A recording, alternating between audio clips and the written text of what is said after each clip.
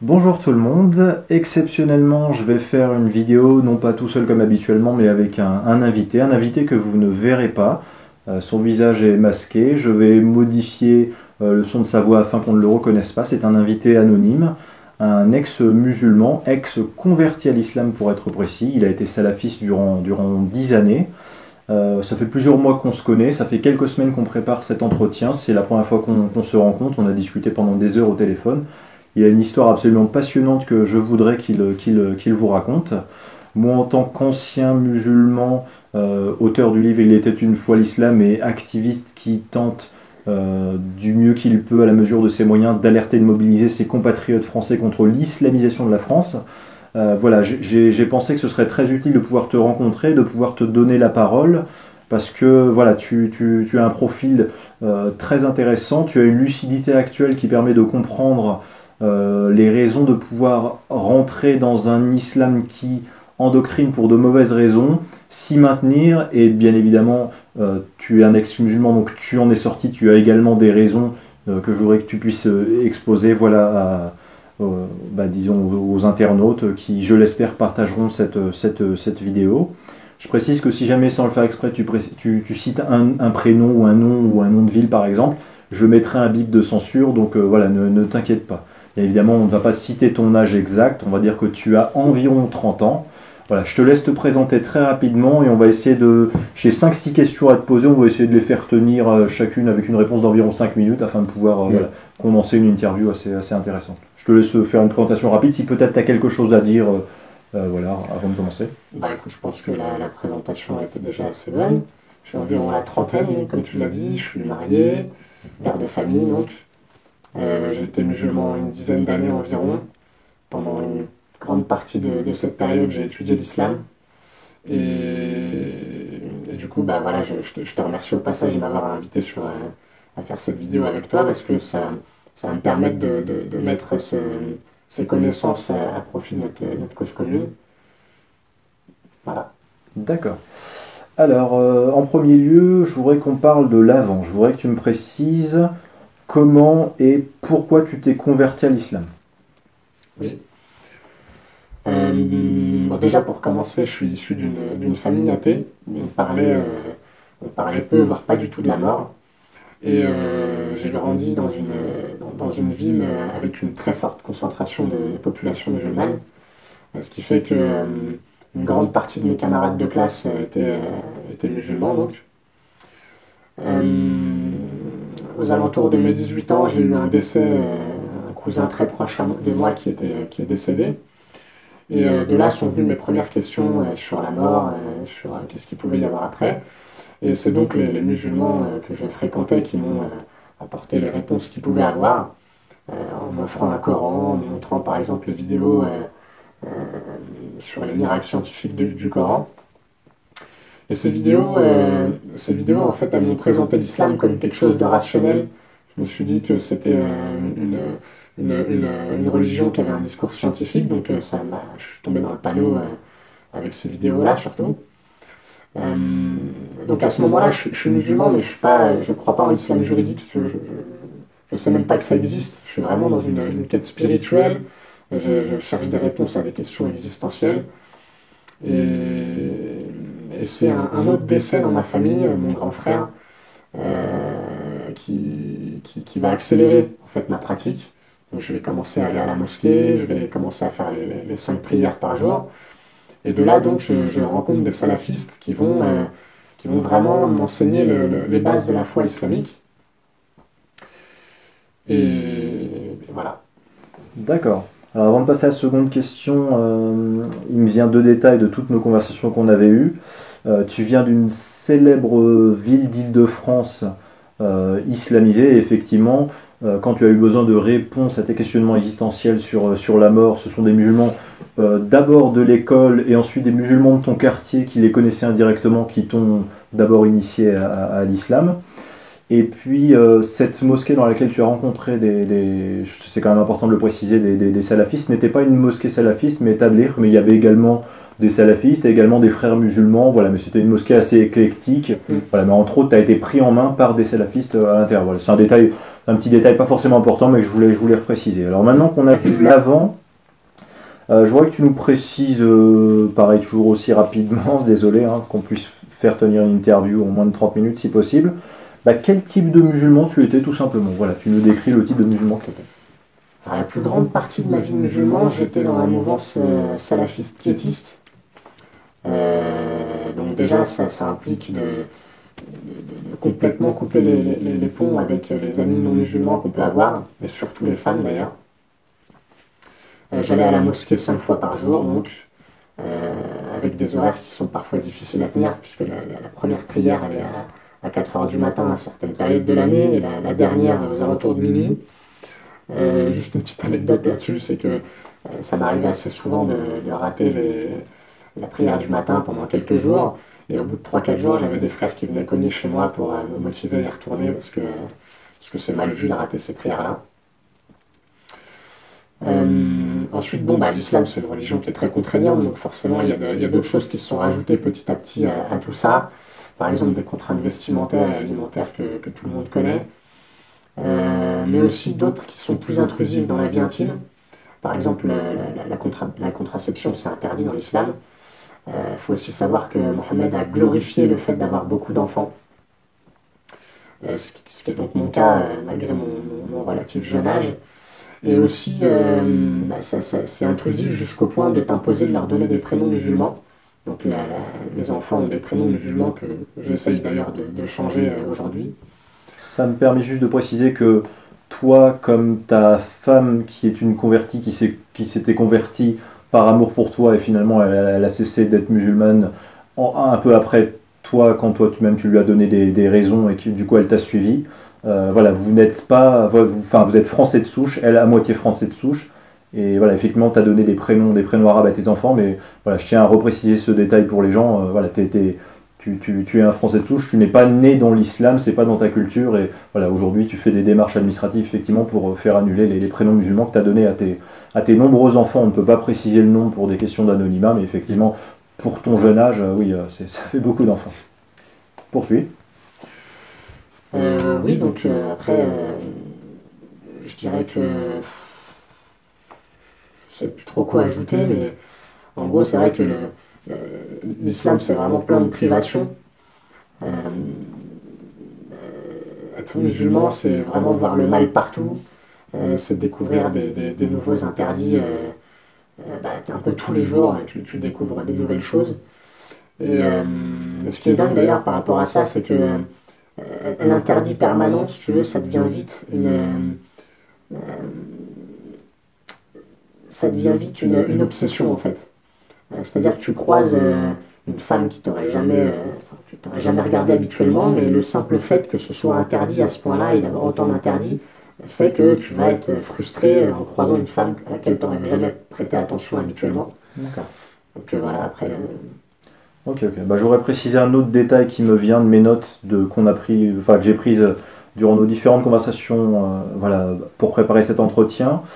C'est que tu étais effectivement un musulman qui avait une longue barbe. Tu avais la partie de tes vêtements qui s'arrêtait jusqu'aux chevilles, pas en dessous, et tu t'es circoncis à l'âge adulte. Donc voilà, c'est pour préciser véritablement que tu n'étais pas musulman à moitié, tu faisais vraiment bien les choses.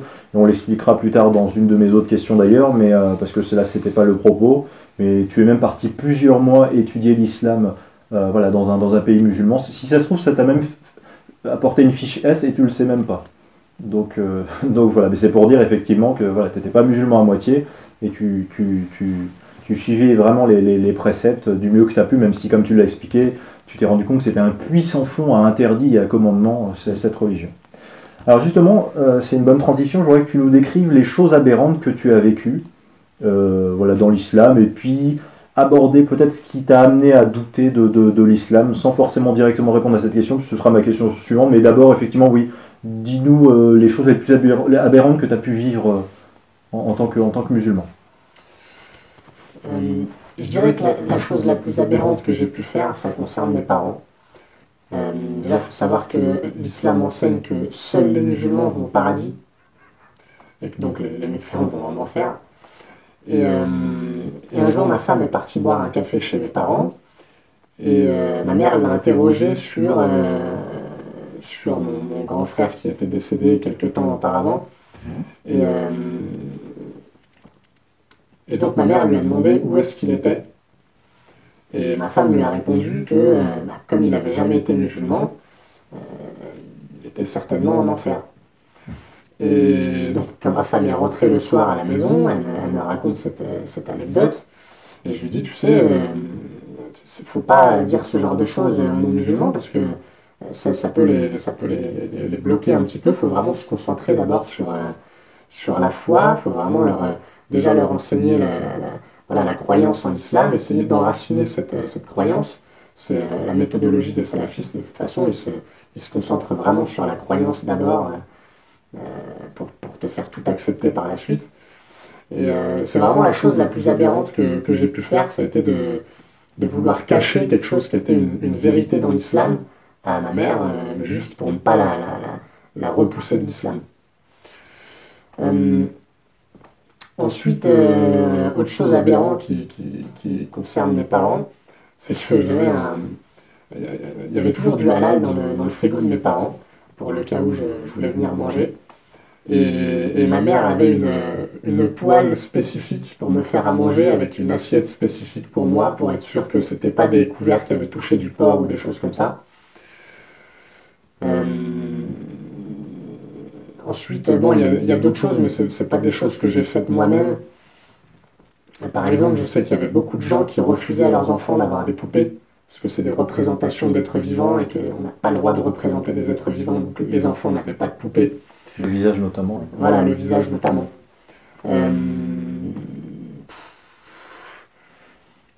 Qu'est-ce que je peux ajouter à ça? Tu m'avais raconté une anecdote sur tu as eu des petites périodes de baisse de foi, et en fait, vu que tu venais d'une famille de musiciens...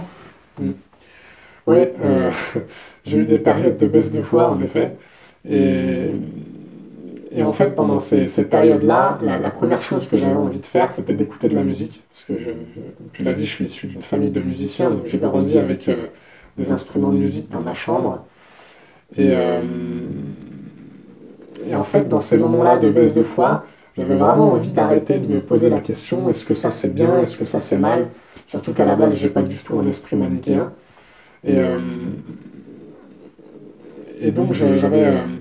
voilà, il y a une période comme ça où je voulais écouter de la musique et je le faisais en cachette. C'est-à-dire que même ma femme, je ne le faisais pas devant elle, je me cachais.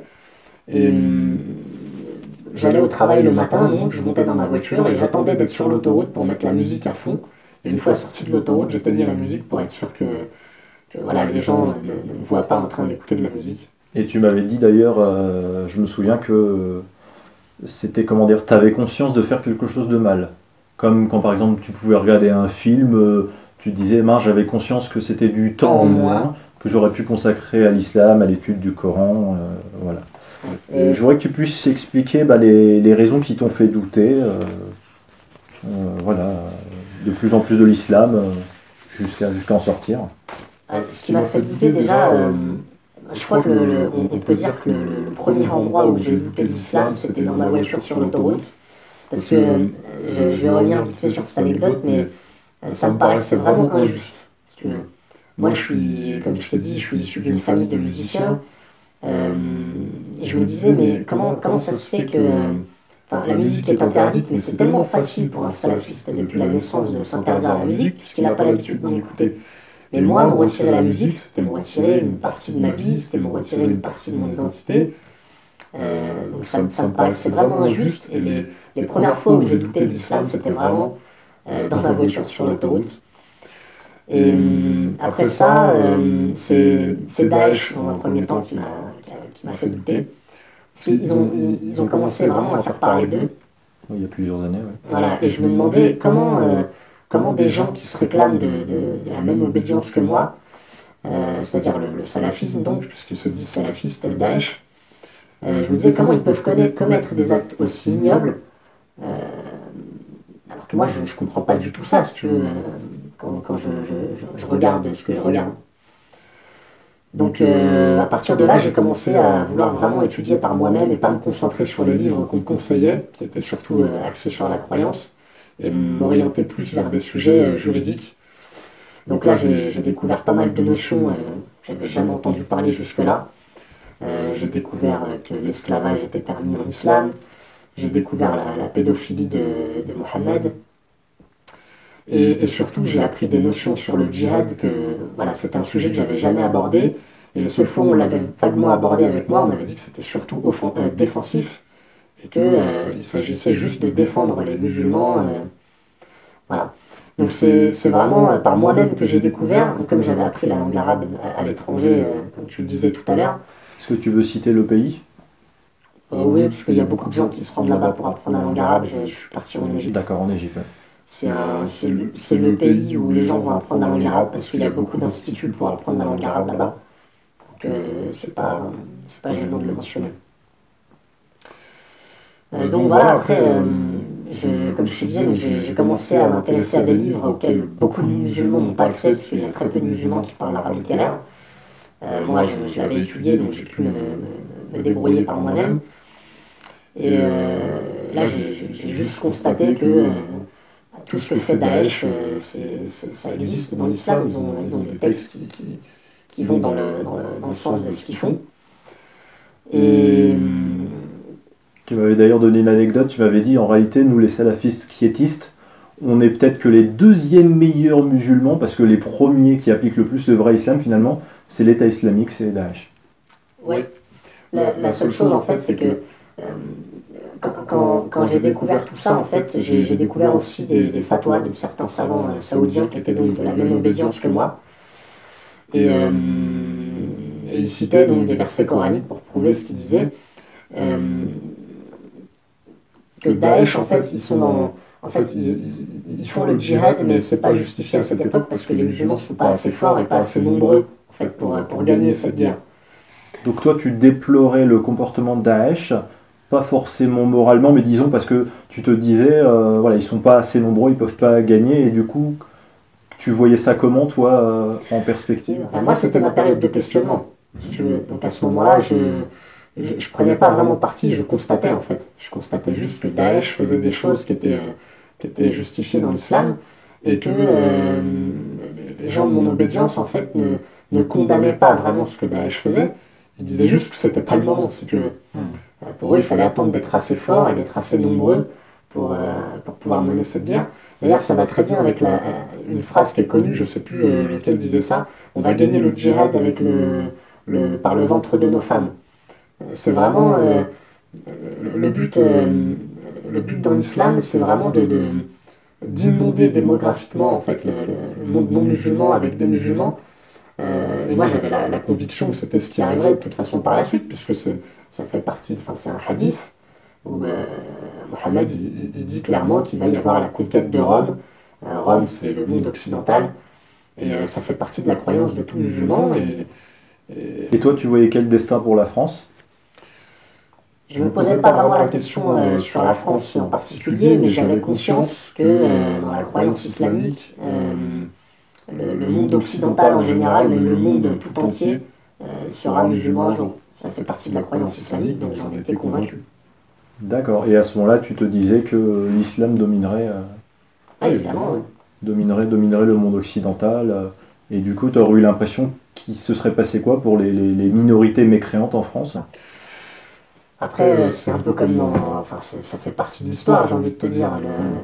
Mohammed, il a procédé comme ça, ceux qui l'ont suivi en tout cas, quand ils arrivaient dans un pays, ils faisaient la guerre, et quand ils gagnaient, c'était soit tu payes la jizya, soit tu te convertis à l'islam, soit tu deviens un esclave. Donc à un moment donné, quand tu as une majorité de musulmans dans un pays, je pense que tu te convertis par peur, ou tu payes par peur, ou de toute façon le pays devient musulman parce que les minorités ont peur. Avec le recul, je termine sur cette anecdote, puis on passera à la question suivante. Tu te rends compte, bien évidemment, que se convertir par peur, on est loin de l'idée qu'on se fait dans le monde occidental de la conviction libre, de la conviction sans contrainte.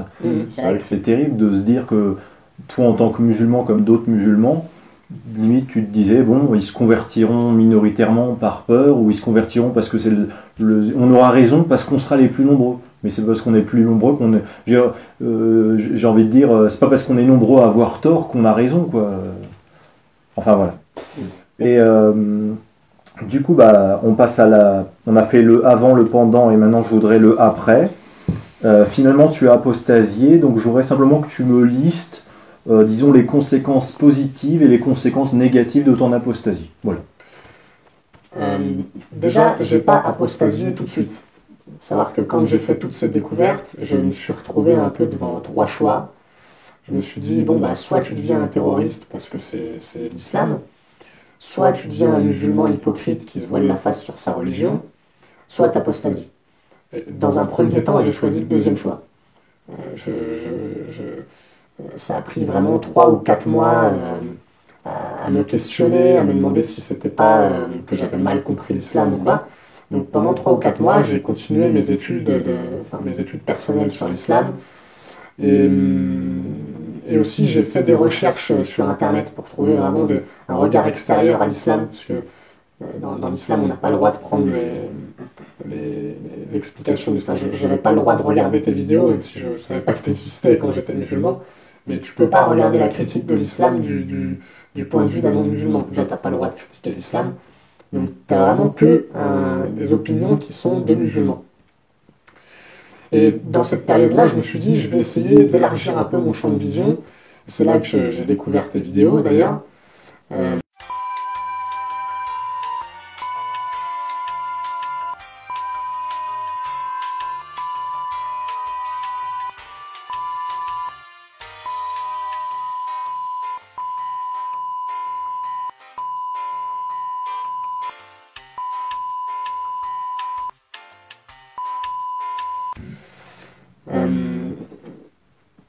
Donc ça c'est la première chose, je te disais, donc ça a pris plusieurs mois avant que j'apostasie.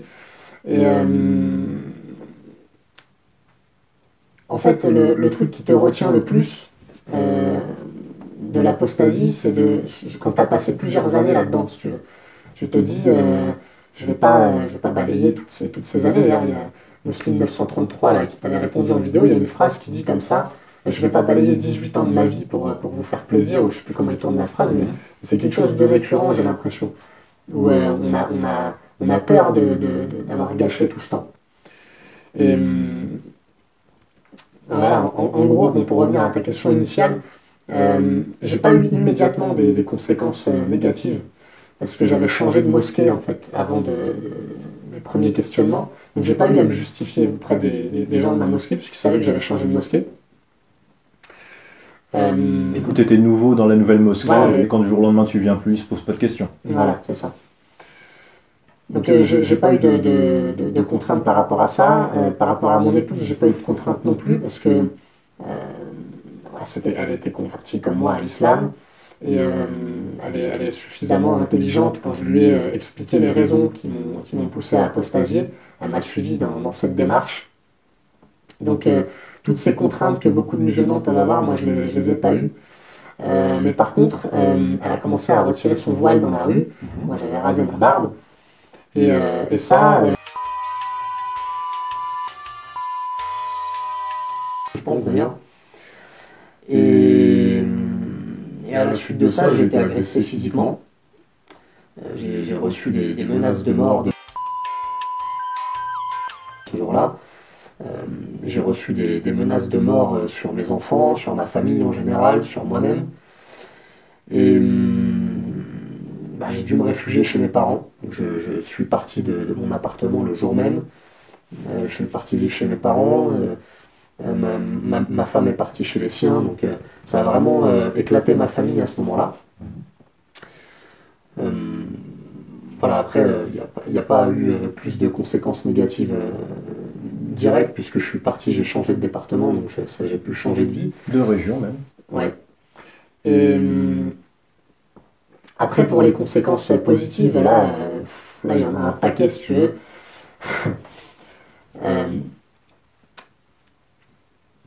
Déjà Noël. Je ne fêtais pas Noël pendant toute la période où j'étais musulman. Et c'est une fête familiale, mine de rien, ça manque quand t'as grandi là-dedans. Et, et ça a été vraiment, je ne saurais même pas le décrire, d'offrir un sapin à mes enfants, de voir la joie dans leurs yeux, de voir les voir ouvrir leurs cadeaux. Ça, c'est vraiment quelque chose de positif. Le fait de retourner au restaurant avec ma femme, on est parti dans un Buffalo, j'avais l'impression d'être au Ritz. Retourner au cinéma où je me suis retrouvé devant l'écran, je me suis dit, punaise, il est grand l'écran, je ne peux pas me souvenir que c'était aussi grand en fait. Voilà, bon, ça c'est les points positifs qu'on peut trouver tout de suite. Mais le point le plus positif, le plus gros point positif, il est surtout psychologique, si tu veux. Le fait de plus te sentir épié par Allah comme ça tout le temps, jusqu'aux toilettes, parce que tu as même des invocations avant de rentrer aux toilettes. Le fait de plus s'interroger tout le temps sur est-ce que ce que je suis en train de faire c'est bien ou c'est pas bien. S'endormir et ne pas avoir peur de ne pas se réveiller pour la prière à l'heure. Il y a tellement de choses positives que je pourrais citer. Et puis tu gagnes un temps fou. Le fait de plus devoir lire le Coran systématiquement, le fait de plus devoir aller à la mosquée, faire tes 5 prières, tu gagnes un temps fou à profiter de la vie, à faire des choses tout à fait naturelles, mais que tu vois comme des péchés dans l'islam. Et puis tu m'as dit aussi tout simplement que tu as à nouveau des amis non musulmans, tu retournes vers une vie normale qui consiste à retrouver des amis, notamment des anciens amis. Oui, du coup, j'ai pu, grâce au super outil Facebook, retrouver d'anciens amis avec qui j'avais coupé les ponts, qui se sont montrés d'ailleurs très compréhensifs sur cette période de ma vie. Et puis aussi découvrir de nouvelles personnes. Ça, c'est un point qui est très positif parce que quand tu... En fait, les musulmans, t'en connais un, tu les connais tous. C'est des copier-coller de Mohammed, un peu à quelques détails près, si tu veux. Donc quand tu discutes avec un, il a la même vision du bien et du mal que son voisin. Il fait exactement la même chose dans la journée, il va travailler, il fait sa prière 5 fois par jour, il lit le Coran. Voilà, bon, les seules différences, c'est l'heure à laquelle il lit le Coran par rapport à son voisin, quel travail il fait, mais en gros, c'est les mêmes personnalités. Alors que les non-musulmans, quand tu découvres un non-musulman, c'est toujours une personne nouvelle, si tu veux. Elle a des goûts à elle, elle a une personnalité qui lui est propre. Tu m'avais dit d'ailleurs, ce que tu apprécies dans la découverte de non-musulmans, c'est que c'est des gens qui ne sont pas toujours focalisés dans l'idée qu'une chose est bien ou une chose est mal. On peut pas forcément faire bien ou faire mal, mais tout simplement faire différemment. Voilà, c'est ça. Il n'y a pas ce questionnement de bien ou mal, il n'y a que des méthodes différentes et pas des bonnes ou des mauvaises méthodes. D'accord. Alors, je vois que ma caméra, la batterie a commencé à être un peu faible, mais ça va aller. On va peut-être bientôt, on va essayer de conclure cet entretien. Est-ce que tu voudrais tout simplement, oui, nous dire une phrase de conclusion sur... Je sais que c'est terrible parce que tu as environ 30 ans et tu me l'as dit, tu as l'impression d'avoir perdu 10 ans de ta vie. Est-ce que tu voudrais peut-être donner une conclusion utile aux gens pour essayer d'expliquer un petit peu... résumer comment tu es rentré dans l'islam, puisqu'au départ on te le présente comme quelque chose de bien, et finalement ça s'est avéré être un fardeau et quelque chose qui t'est antinaturel, qui s'oppose à une espèce de fond de valeur que tu avais, moral et intellectuel. Voilà. Est-ce que tu aurais une phrase de conclusion simplement à donner pour... Oui. En fait, un des gros problèmes des musulmans, c'est que l'islam les conditionne à attendre leur mort pour jouir. Et ils sont vraiment dans une frustration permanente. Et ça, tu peux pas vraiment t'en rendre compte au départ quand tu es musulman, parce que j'ai l'habitude de comparer l'islam à un escalier. Il y a la première marche, tu veux, où on t'apprend des versets abrogés, qui appellent à la paix, à l'amour. Et petit à petit, marche après marche même, je dirais, tu acceptes des nouvelles choses pour finalement arriver à la dernière marche. Et la dernière marche, c'est le vrai islam, et c'est Daesh.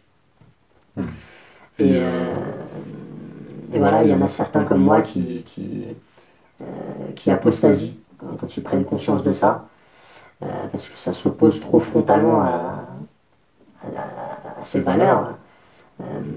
Puis il y en a d'autres malheureusement qui franchissent le pas. D'accord, ok, très bien. Bah écoute, je te remercie. Je pense qu'on a fait un bon état des lieux de, voilà, de l'islam dans lequel tu es entré, dans lequel tu t'es maintenu, dans lequel tu es sorti. J'ose espérer que ton expérience pourra être bénéfique à des convertis peut-être qui vont regarder cette vidéo, peut-être aussi à des convertis qui se posent des questions et qui doutent tout simplement, mais qui sont un peu torturés par des questionnements existentiels qu'ils taisent voilà, bon gré mal gré pour des raisons qui ne sont peut-être pas forcément des bonnes raisons.